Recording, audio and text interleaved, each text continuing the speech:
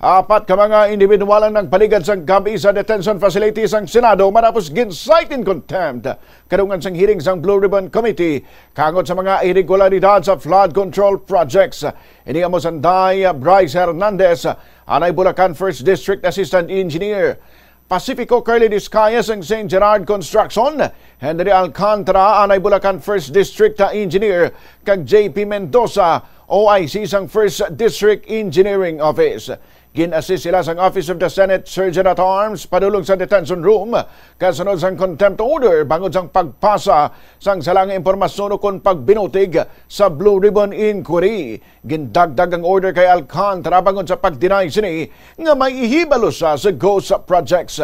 Gin-contempt naman si Discaya bangod sa iya rason nga nag-absent ang iya asawa nga si Sara sa hearing bangod sa diabetes kag hypertension.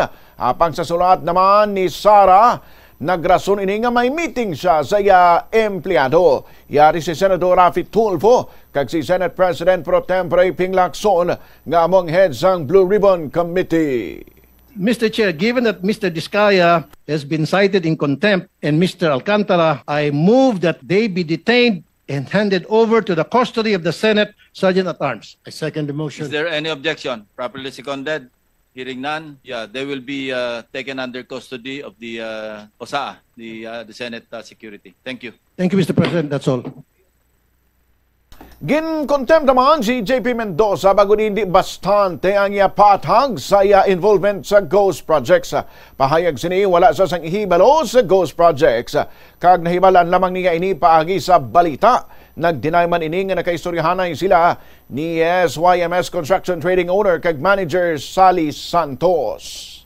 Inamin naman ni Engineer Bryce na meron naging ghost projects. Ikaw ba inaamin mo na nagkaroon ng ghost projects under your district engineering office? Kasi kayo tinuturo eh. At JP, Engineer JP. Nung nabalita na po, nung Doon mo lang nalaman? Apo.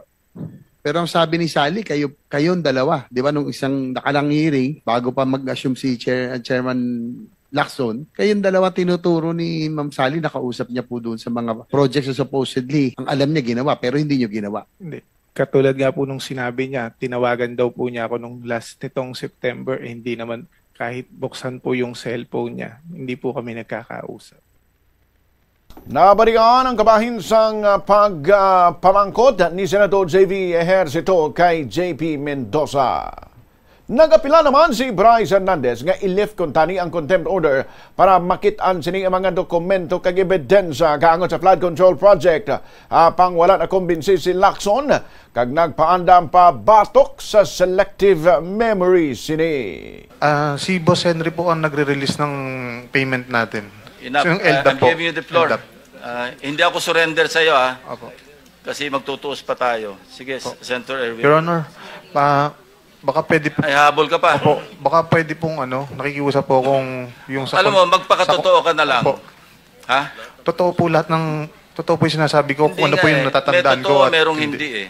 Ayoko po kasi magsalita ng pangalan kung hindi naman po ako kumpirmado na wala po akong hawak na ebidensya, Your Honor. Yun po ang totoo.